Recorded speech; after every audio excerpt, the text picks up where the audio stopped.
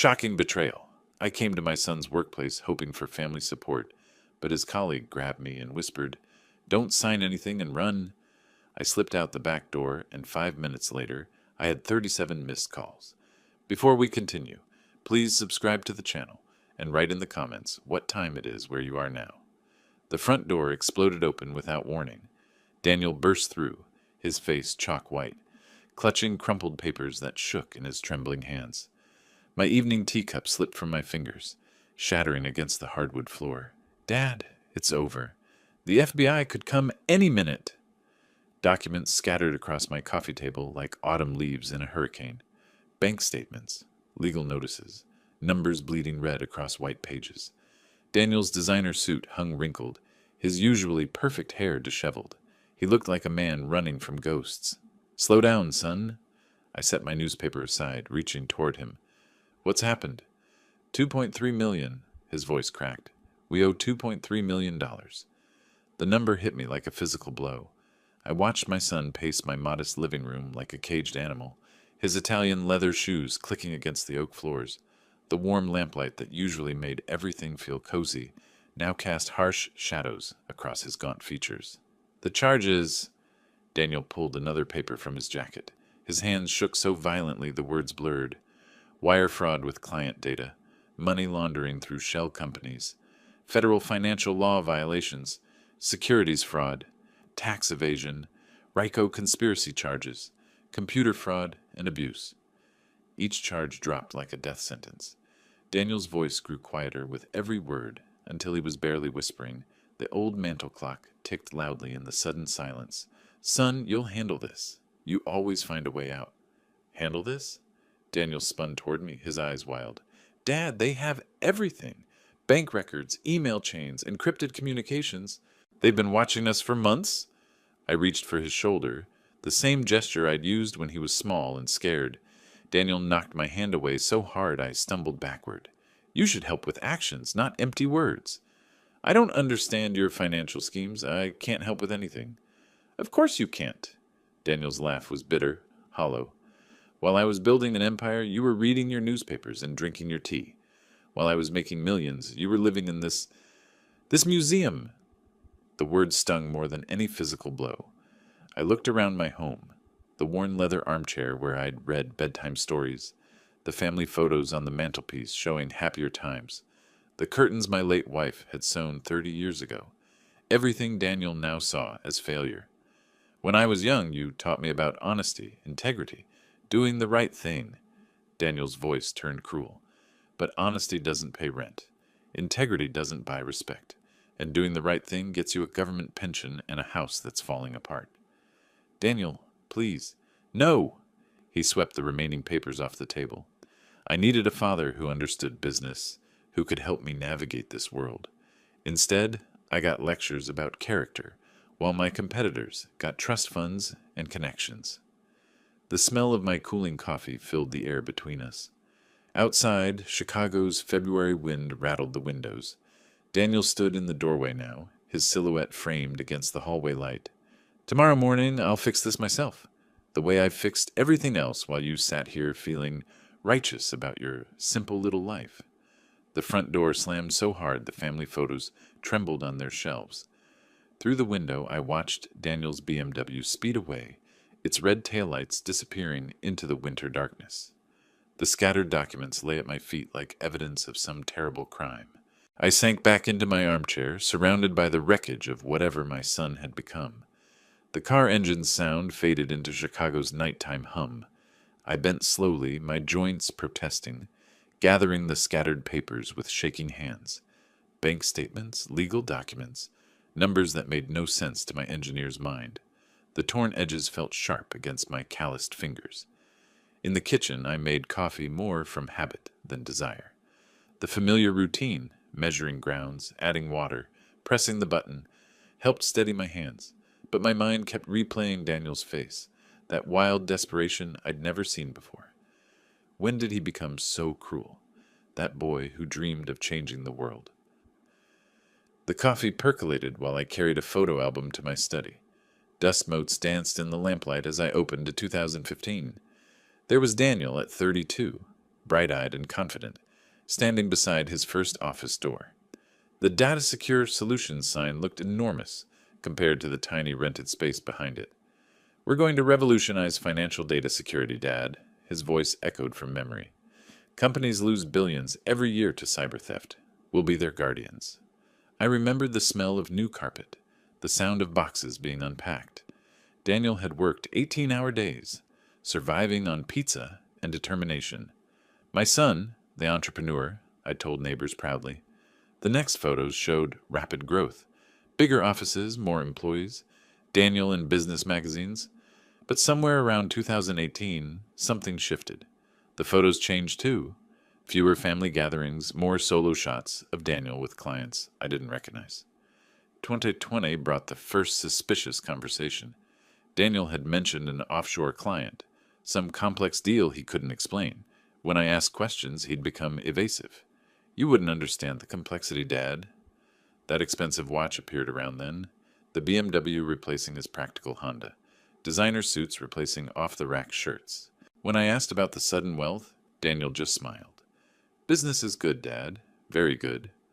I flipped to Christmas 2018, our last normal holiday. Daniel looked genuinely happy then, carving turkey while telling jokes. What happened to that man? When did success become whatever brought the FBI to his door? The photos blurred as exhaustion crept in. My coffee grew cold while I compared past Daniel with tonight's desperate stranger. The boy who'd once built model bridges in my basement had become someone who spoke of honesty as weakness. Outside, the February wind howled through bare branches. The house settled with familiar creaks. I found myself remembering smaller moments. Daniel's college graduation, his first business award, the pride in his eyes when he'd shown me that initial office. Had I failed him somehow? Should I have understood his world better, supported his ambitions more actively? The engineering principles I'd taught him, precision, integrity, building things that last, seemed quaint in whatever universe he now inhabited. My head grew heavy. The photo album slipped lower on my lap as sleep approached. The last thing I remembered was Daniel's face from that Christmas photo, young and hopeful and nothing like the frightened man who'd stormed out tonight. The phone's shrill ring jolted me awake at 8:45 a.m. My neck ached from sleeping in the chair. The photo album slid to the floor as I fumbled toward the kitchen, confused about time and place. "Dad, come to the office right now!" Daniel's voice exploded through the phone before I could say hello. I pressed the receiver closer, still groggy from my uncomfortable night in the armchair. "What happened? Why such a rush?" "I'll explain on site. The driver's already coming to you." "Driver? Daniel, what?" "Everything gets resolved right now. Just trust me, okay? 10 minutes. The line went dead. I stared at the silent receiver, Daniel's urgency still echoing in my ear. He'd spoken faster than usual, his words tumbling over each other like someone running out of time. In my bedroom, I grabbed clothes quickly. Khakis, a button-down shirt, my warmest jacket. February in Chicago demanded layers. My reflection in the mirror showed an old man with rumpled hair and worried eyes. Someone pulled into events beyond his understanding. Should I call someone? Robert Lewis, my lawyer friend? But Daniel had sounded so certain, so desperate for immediate action. Whatever was happening, waiting seemed impossible. From my front window, I watched the quiet suburban street. Most neighbors were already at work. The Hendersons' house stood dark, the Johnsons' driveway empty. Evanston morning silence surrounded me like a cocoon I was about to leave forever. A black sedan appeared at the corner, moving with purpose down my street. Not Daniel's BMW. This was bigger, more formal, with tinted windows that reflected the overcast sky. Professional, serious. The kind of car that meant business I didn't understand.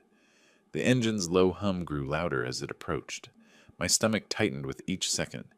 Daniel had arranged this overnight, which meant he'd planned whatever was coming while I slept, surrounded by scattered documents and fading memories.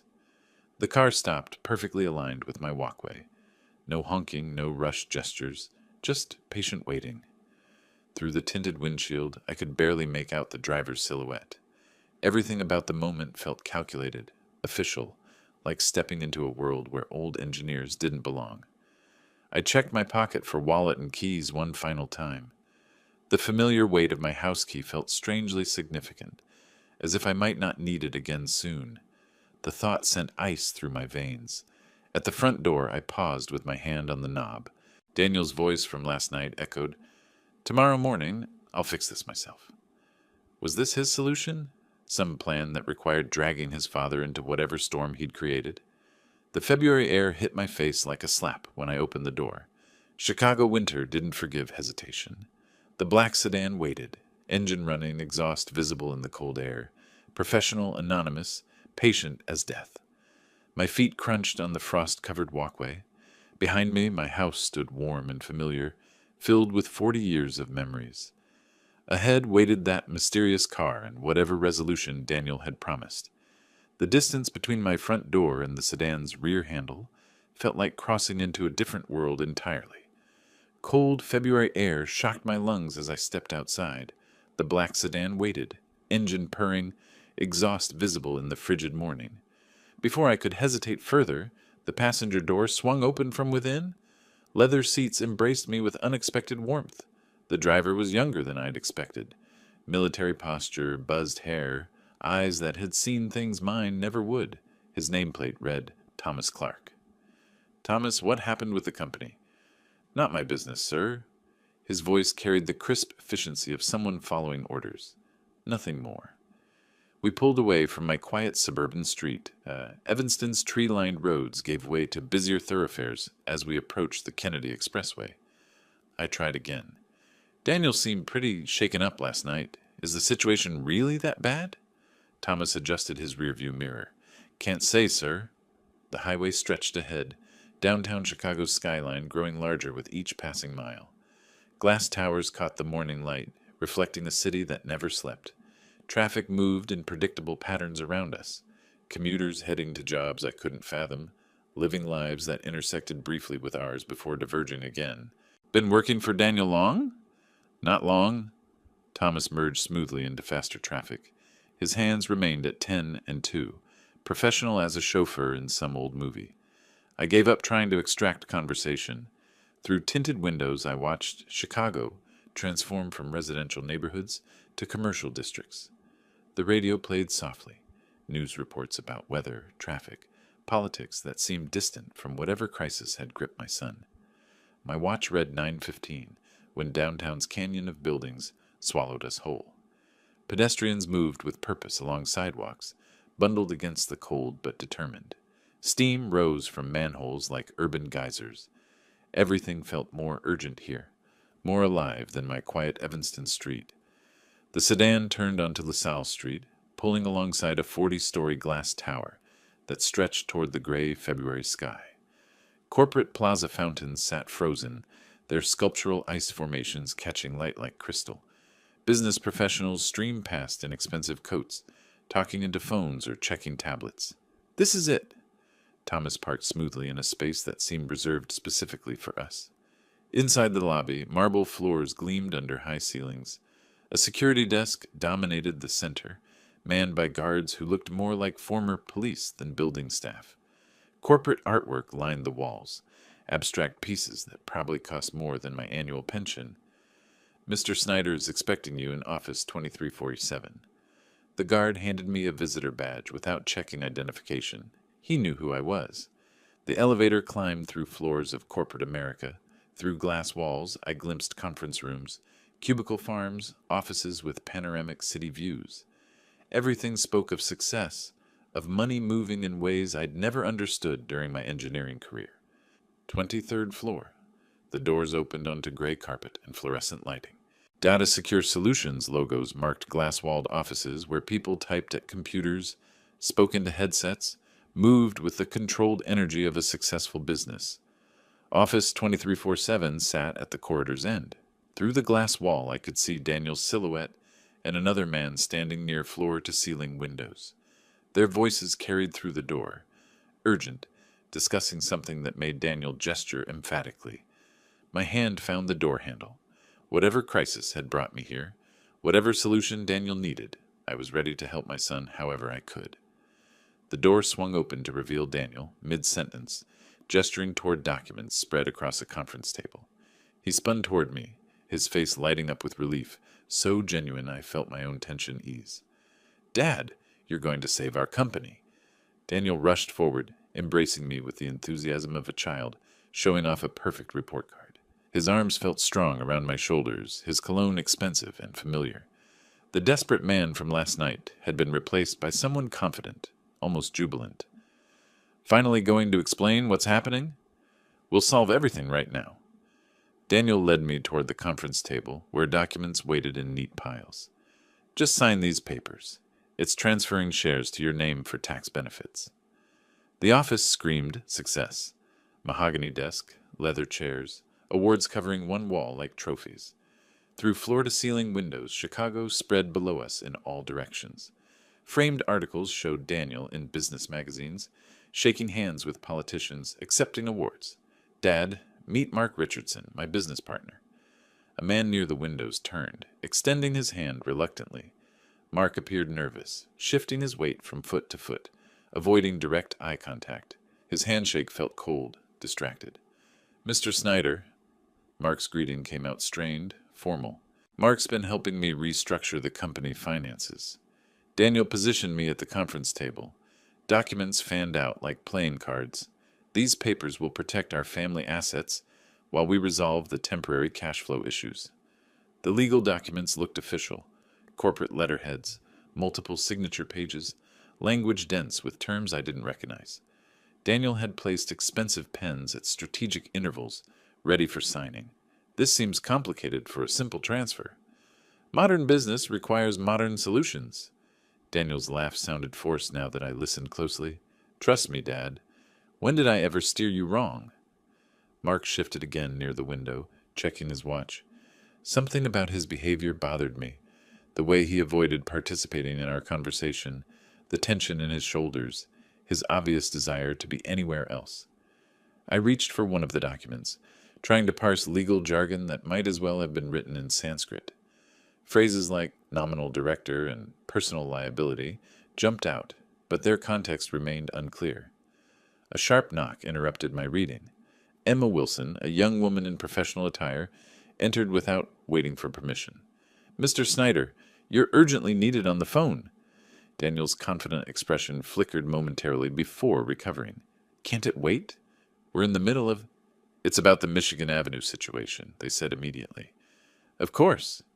Daniel squeezed my shoulder paternal, the loving father helping his family through crisis. "Dad, just look over the papers. I'll be right back. This won't take long." The door closed behind Daniel and Emma, their voices fading down the hallway. Suddenly the office felt different, quieter, more tense. Mark remained by the window, but his posture had changed. His reflection in the glass showed a man wrestling with some internal decision.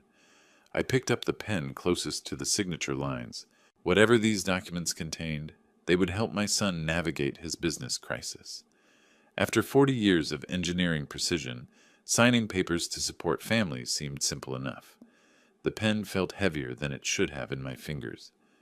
Mark's hand shot out, grabbing my sleeve just as the pen touched paper. "Stop! Don't sign anything! Get out of here!" The urgency in his voice froze my blood. Documents scattered as I jerked backward, the pen clattering to the floor. "What are you saying?" "Your son wants to transfer all debts and criminal responsibility to you." Mark's words tumbled out in a desperate rush. "These documents make you nominal director and personally responsible for $2.3 million in debt." My world tilted sideways. The elegant office, the loving reunion, Daniel's confident embrace, everything suddenly felt like stage props in some elaborate theater. "That's impossible. He's my son." "Right now, FBI is searching another company office. You have maybe 5 minutes to disappear." Mark pointed at the documents with shaking fingers. "Look at page 3. Backdated contracts making you responsible for everything.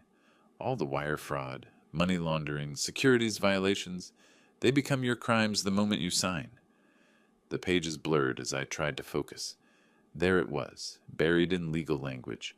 Personal liability clauses, financial responsibility transfers, signature lines that would transform me from retired engineer to federal criminal. "He planned this." The words came out as barely a whisper. "My own son planned to destroy me." Daniel's been setting this up for months.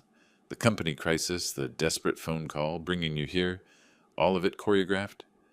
Mark glanced toward the door nervously. He could come back any second. My hands shook as I pulled out my smartphone, photographing page after page. The camera captured corporate letterheads, backdated signatures, clauses that would have made me liable for crimes I'd never heard of until yesterday. Why are you helping me? Because I can't watch an innocent man get framed. Mark moved toward the door, listening for footsteps, even if it cost me everything. What happens when Daniel realizes? We worry about that later. Right now, you need to disappear before FBI locks down this building. Mark led me through a side door I hadn't noticed, into service corridors that smelled of industrial cleaning supplies. Emergency lighting cast harsh shadows on concrete walls. Our footsteps echoed in the narrow space. Service elevator to parking garage, exit on State Street, not LaSalle. 23 floors of service stairs stretched below us. My legs, already weak with shock, protested each step. Metal railings felt cold under my grip. Mark stayed close, occasionally checking his phone for messages. Daniel will know you helped me. Maybe, but I'll deal with that consequences. Mark's voice carried grim determination. What I can't deal with is staying silent while he destroys his own father. 15 floors. 10. My breathing grew labored, sweat mixing with February cold from the stairwell. Each step took me further from the trap Daniel had prepared, closer to whatever came next. If you need testimony, evidence, anything, call me. Mark pressed a business card into my hand. But be careful. Daniel's not finished with you yet. 5 floors. 3. The parking garage level appeared through a door marked emergency exit only. Mark hesitated at the threshold. I have to go back. If Daniel suspects... Thank you. The words felt inadequate for what he'd risked. I won't forget this. Just stay alive, Mr. Snyder. That's thanks enough. State Street's cold air hit my face like freedom itself. Pedestrians moved around me, oblivious to the trap I'd just escaped. Behind me, the glass tower stretched toward gray sky, holding secrets that could have destroyed everything I'd built in 68 years of honest living. My phone buzzed. 37 missed calls from Daniel. He knew I'd escaped. State Street's cold air burned my lungs as I stumbled away from the building, legs still shaking from 23 floors of concrete stairs. Behind me, the glass tower stretched toward gray February sky, holding secrets that had almost destroyed me. My phone buzzed. Daniel. First missed call. Mr. Snyder! I spun around to see Mark emerging from the same exit, breathing hard, sweat visible despite the cold. He glanced nervously at the building behind us, then grabbed my elbow. Take these stairs to the basement. There's an exit to State Street. What about you? I need to go back so he won't suspect. Mark's military bearing couldn't hide his fear. Daniel will realize you're gone in minutes, maybe less. My phone vibrated again. Call number 2. How long has this been planned? The question came out broken, defeated. Months, maybe longer. Mark checked his watch, then the building entrance. Those documents were prepared specifically for you. Backdated signatures, financial transfers, everything designed to make you look like the mastermind. The weight of betrayal pressed against my chest like a physical force. While I'd been worrying about my son's business troubles, he'd been constructing an elaborate trap designed to destroy me. Get to a lawyer. You have the evidence. Mark pressed a business card into my trembling hand. His personal cell number was written on the back in blue ink. Will you be safe? Safer than you right now. His laugh held no humor. Daniel's desperate. He'll try everything. Guilt, threats, manipulation. Don't answer his calls. Phone call 3, 4. The vibrations felt like electric shocks against my leg. If this goes to court, I'll testify.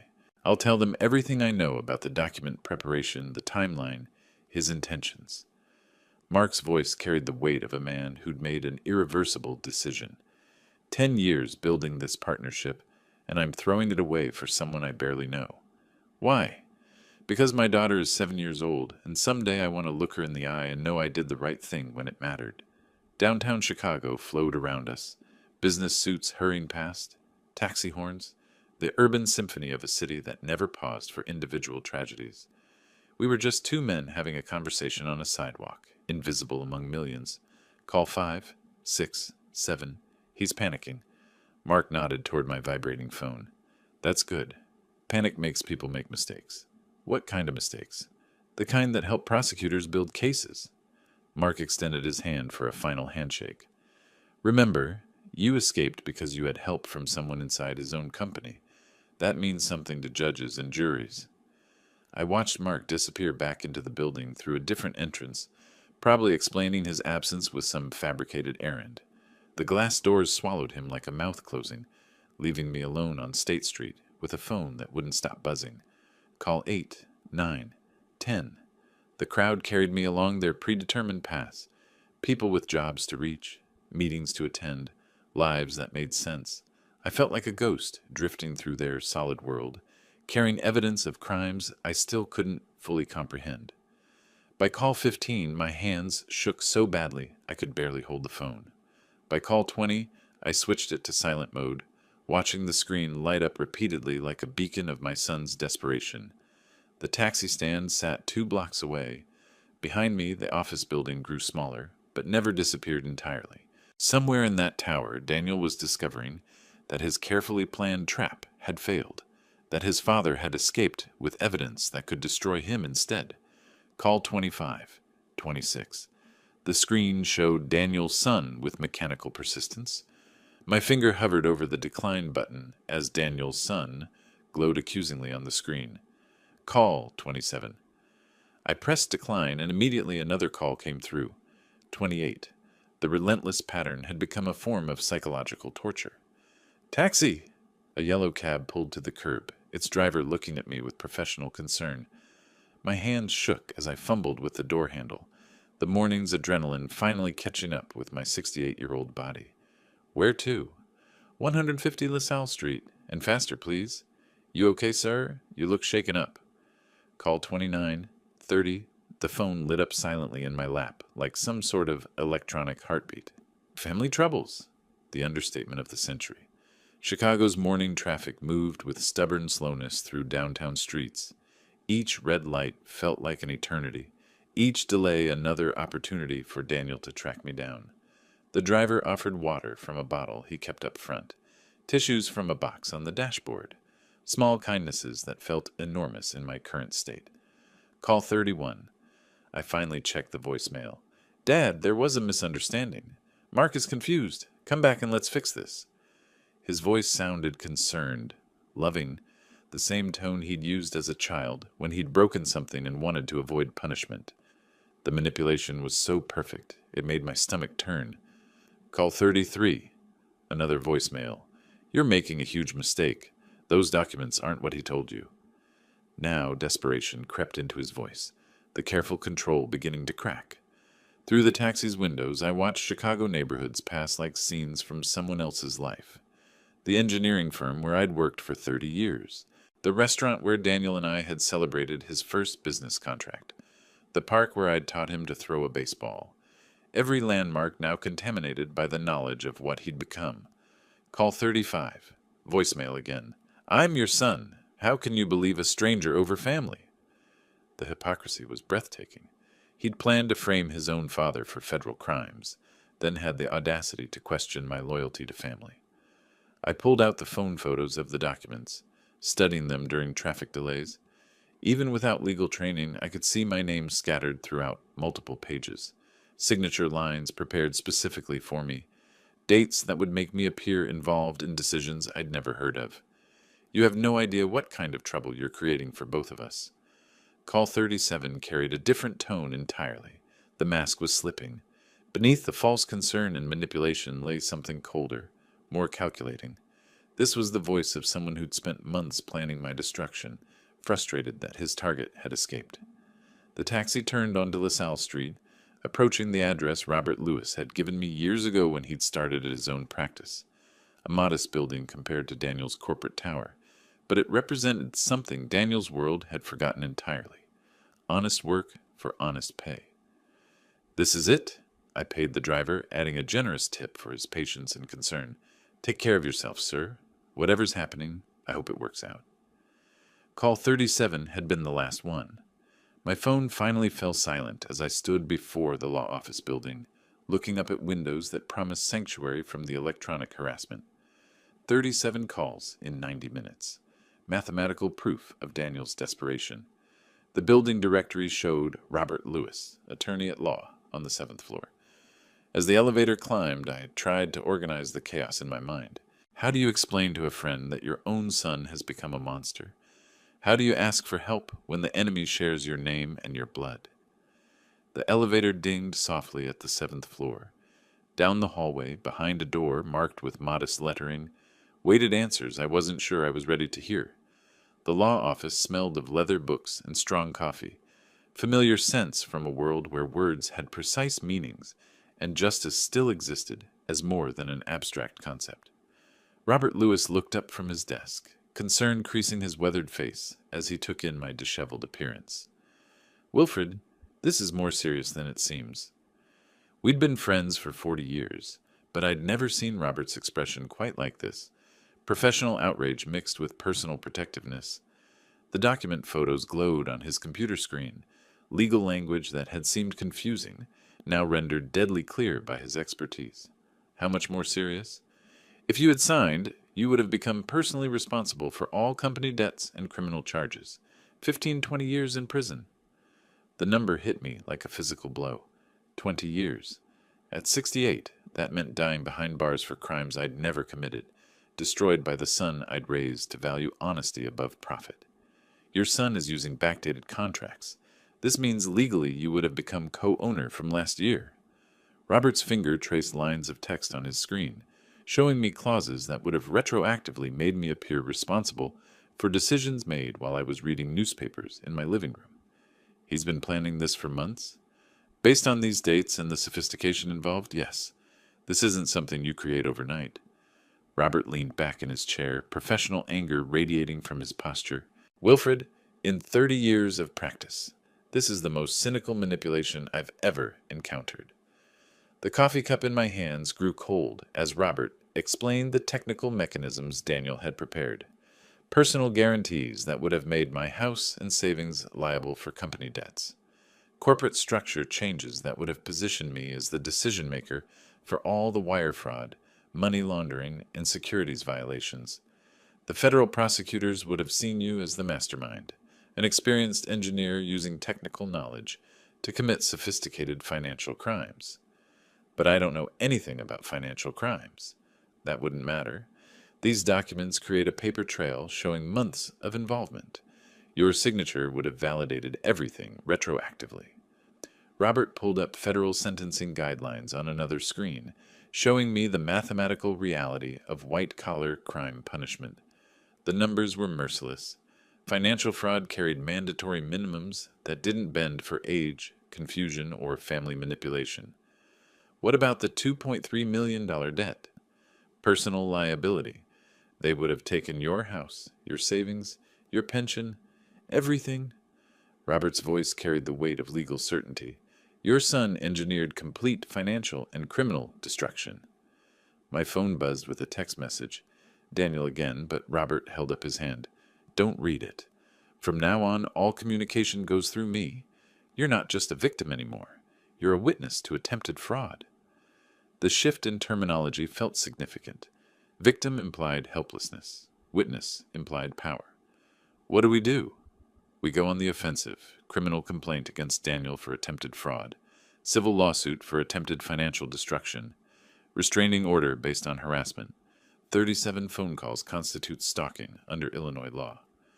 Robert's transformation from concerned friend to aggressive advocate was complete. This wasn't just legal advice anymore. It was war planning. The FBI is already investigating the company's financial crimes. When we present this evidence, it changes their entire case. Instead of your son being a defendant, he becomes the primary target. Will Mark Richardson be safe? We'll make sure of it. His testimony is crucial, and witness protection protocols exist for exactly these situations. Robert began organizing documents, creating files, building the foundation for what he clearly saw as a winnable battle. His certainty helped quiet the chaos in my mind, replacing panic with something I hadn't felt since this nightmare began. Hope. One more thing, Wilfred. When this goes to court, and it will go to court, juries hate family betrayal more than almost any other crime. What your son attempted doesn't just violate federal law, it violates every basic human decency. I stood to leave, feeling steadier than I had since yesterday evening. The documents that had almost destroyed me were now weapons in my own defense. The son who'd planned my ruin had instead provided evidence of his own crimes. The elevator doors opened as I reached for the call button, but my phone rang before I could step inside. Not Daniel this time, an unknown number I didn't recognize. My finger hovered over the screen, uncertain whether this was salvation or a new form of danger. The taxi pulled into my driveway at 6:20 p.m., and my heart sank. Daniel's BMW sat there like a predator, waiting for prey, chrome bumper reflecting the streetlights that had just flickered on. He'd been waiting, planning this ambush while I met with Robert, while I learned the full scope of his betrayal. "Keep the meter running," I told the driver, then reconsidered. This needed to end tonight. Daniel emerged from his car as I paid the fare, moving toward me with false urgency. 3 cigarette butts lay crushed near his feet. Unusual for him, a sign of how badly his world was unraveling. "Dad, finally! I've been calling all day." His appearance shocked me. Wrinkled shirt, unshaven face, dark circles under eyes that had once sparkled with ambition. The successful businessman from this morning had been replaced by someone desperate and dangerous. "Where have you been? Why won't you answer my calls?" "I know about your plan, Daniel." The words stopped him mid-stride. His false concern flickered like a broken neon sign, replaced by something calculating and cold. "What plan? I was trying to save you." "Save me?" My voice carried the strength Robert's consultation had given me. "You wanted to make me your scapegoat. That's not. Mark doesn't understand business. He's lying to you." Daniel's panic leaked through his attempted control. "I'm your son. How can you believe strangers over me?" Neighbors' curtains twitched in nearby windows. The Henderson family across the street pretended to check their mailbox while obviously listening. Our family destruction was becoming suburban entertainment. 15 to 20 years in prison, Daniel. That's what you planned for me. His face went white. The specific knowledge meant I'd talked to lawyers, meant his manipulation had completely failed. "You ungrateful old man, I built everything." The mask finally slipped away entirely. "You could have taken the fall. You're old anyway. The son I raised is gone. I don't know who you are." Daniel's fist slammed into his BMW's hood, denting the expensive metal. The sound echoed through the quiet suburban evening like a gunshot. "You think you're so righteous?" His voice rose to a shout that carried to every house on the block. "You lived your small, pathetic life while I created an empire. And when I needed help, what did you do? Nothing. I raised you to be honest, to build things that last, to care about people more than profit." "Honesty?" Daniel laughed, a sound devoid of any warmth. "Honesty gets you a pension and a falling-apart house in Evanston. I chose success. You chose to destroy your own father." The words hung in the cold February air between us. Behind those words lay 37 phone calls, months of planning, documents designed to steal my freedom and my life. Behind them lay every loving moment we'd shared, now revealed as preparation for ultimate betrayal. "I don't need a father who won't help his own son." Daniel's voice cracked with rage and desperation. "You want to play victim? Fine. Play victim in court. Play victim to your lawyer friends. But don't expect me to pretend I still care. I never expected you to care. Not after this morning." Daniel moved toward his car, then spun back for one final blow. "Forget the word dad.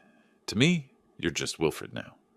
The BMW's engine roared to life with unnecessary aggression.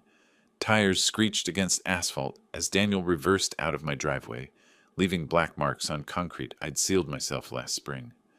The sound faded into Chicago's urban hum, carrying with it the last remnants of whatever relationship we'd once had. I stood alone in my driveway, house key in my trembling hand, surrounded by the wreckage of a family that had taken 42 years to build and one morning to destroy completely. The front door felt heavier than usual as I pushed it open and stepped into the sanctuary of my own home. The months between February and May moved with the grinding pace of federal justice. FBI completed their investigation, finding even more financial irregularities than initially discovered. I testified twice before grand juries, worked closely with Robert on legal strategy, and watched from a distance as Daniel's world crumbled. His company collapsed, his assets were frozen, and his former business associates distanced themselves like he carried a contagious disease. May 20th arrived with the weight of finality. Federal Courthouse, Northern District of Illinois, stood like a monument to justice in downtown Chicago. Marble columns reached toward morning sky, American flag hanging motionless in the still air. Media vans lined the street. Our story had captured public attention as the ultimate family betrayal. Local executive tried to frame own father, the headlines wrote themselves. Inside courtroom 2347, the same number as Daniel's office, a coincidence that felt like cosmic irony, I took my seat in the gallery. Daniel sat at the defendant's table in orange jumpsuit and shackles, the successful businessman completely erased. His expensive suit had been replaced by prison uniform, his confident posture broken by months in federal custody. All rise for the Honorable Judge Patricia Morrison. Mark Richardson took the witness stand first, his voice shaking with emotion but steady in purpose. I could not allow an innocent person to suffer. He looked directly at Daniel as he spoke. The defendant spent months preparing documents that would have transferred all criminal liability to his elderly father. Cross-examination tried to portray Mark as a disgruntled employee seeking revenge, but the technical evidence was overwhelming. My phone photos appeared on courtroom screens, document after document showing backdated signatures, personal liability transfers, corporate structure manipulation designed to frame me for crimes I'd never heard of. When my turn came to testify, I walked to the witness stand on unsteady legs. 68 years old, facing a courtroom full of strangers, describing how my own son had tried to destroy me. He didn't just try to steal my money, I told the judge. He tried to steal my freedom. He tried to steal my final years and give them to the federal prison system. Daniel never looked at me during my testimony. He stared at the table, shoulders hunched, a broken man who'd gambled everything on manipulation and lost. The prosecutor's closing argument was devastating. The defendant attempted to frame his own father for financial crimes, engineered months of preparation, and showed complete disregard for family bonds that should be sacred. Defense attorney's plea for leniency fell flat. How do you defend the indefensible? Daniel Snyder, you are found guilty on all 7 counts of the indictment. Judge Morrison's voice carried the weight of federal authority. Wire fraud, money laundering, conspiracy, securities violations, each count another year of Daniel's life measured in concrete and steel. The betrayal of family trust makes this crime particularly heinous. The court sentences you to 12 years in federal prison, plus $5 million in fines and restitution. Daniel's shoulders shook, his head fell into shackled hands. Reality had finally penetrated his narcissistic delusion. 12 years. At 42, he'd emerge at 54, middle-aged and broken. No parole in federal system. He'd serve every day that justice demanded. Outside the courthouse, reporters shouted questions I didn't answer. Robert guided me to his car through a crowd of cameras and microphones, protecting me from public spectacle the way he'd protected me from legal destruction. How do you feel about your son's sentence?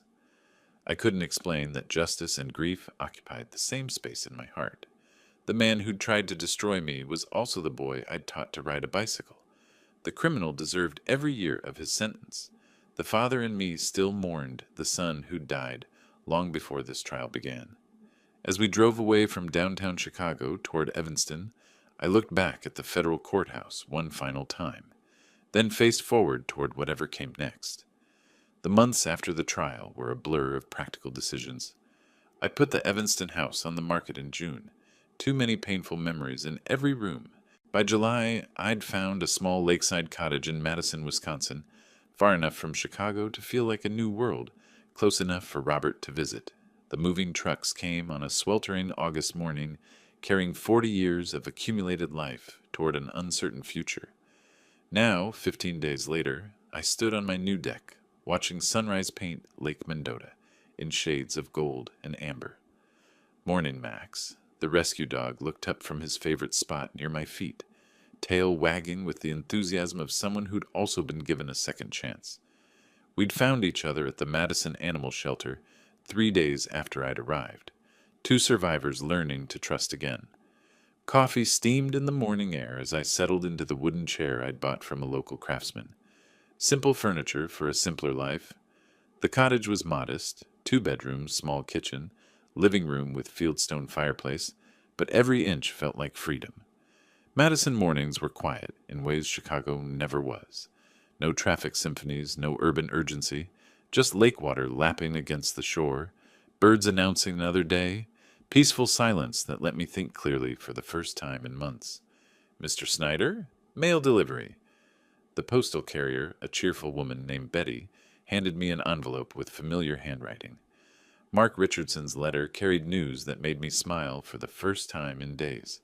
His job search had succeeded, a small consulting firm in Minneapolis that valued integrity over connections. Some betrayals teach us who our real friends are, he wrote. You saved my conscience as much as I helped save you. The lake stretched toward the horizon, dotted with fishing boats, taking advantage of perfect August weather. Somewhere across those waters, people were living ordinary lives, problems measured in mortgage payments and work deadlines, rather than federal indictments and family destruction. Welcome to our little community. Mrs. Henderson from next door approached with a covered casserole, the universal small-town greeting for newcomers. Thank you. It's so quiet after Chicago. That's why we love it here. Peace and quiet, friendly neighbors, simple living. She looked toward Max, who'd approached for inspection. Rescue dog? We rescued each other. 3 months of cottage life had established routines that felt like healing. Morning walks with Max along the shoreline, afternoon projects, fixing loose shutters, planting a small garden that would bloom next spring, evening reading in the chair by the fireplace, books chosen for pleasure rather than escape from trauma. The hardware store owner, Jim Patterson, had become an unofficial advisor for cottage maintenance. City fellow learning country living, he'd joke, but his advice was generous and his company welcome. Garden's looking good, he'd said yesterday. Tomatoes should be ready by Labor Day. Simple conversations about simple things. No one here knew about Chicago, about trials, about sons who become strangers. I was just Wilfred, the retired engineer who'd moved to the lake for peace and quiet. Sometimes I wondered about Daniel. 12 years stretched ahead of him like an unchangeable sentence. Federal prison somewhere, learning to live within walls and schedules imposed by others. Did he think about our last conversation? Did he remember being 7 years old, proud of the birdhouse we'd built together? Probably not. Narcissists don't waste time on regret. Justice had prevailed. Mark had found new work with honest people. I discovered that starting over at 68 was possible, even liberating. The money from the house sale provided modest security. Robert visited monthly, bringing legal updates and old friendship. Max stretched in the morning sun, then padded toward the cottage for breakfast. Simple needs, easily satisfied. We'd both learned that love didn't require blood relations. Sometimes chosen family proved more reliable than genetic accidents. Standing to follow him inside, I looked across Lake Mendota toward the future. At 68, I discovered I was stronger than I knew. Sometimes the greatest gift of betrayal is learning who you really are when everything else falls away. Behind me, the sunrise painted the cottage in warm light. Ahead, whatever came next waited with the patience of lake water against the shore. If you like this story, please like this video, subscribe to the channel, and share your impressions of this story in the comments. To listen to the next story, click on the box on the left. Thank you for watching.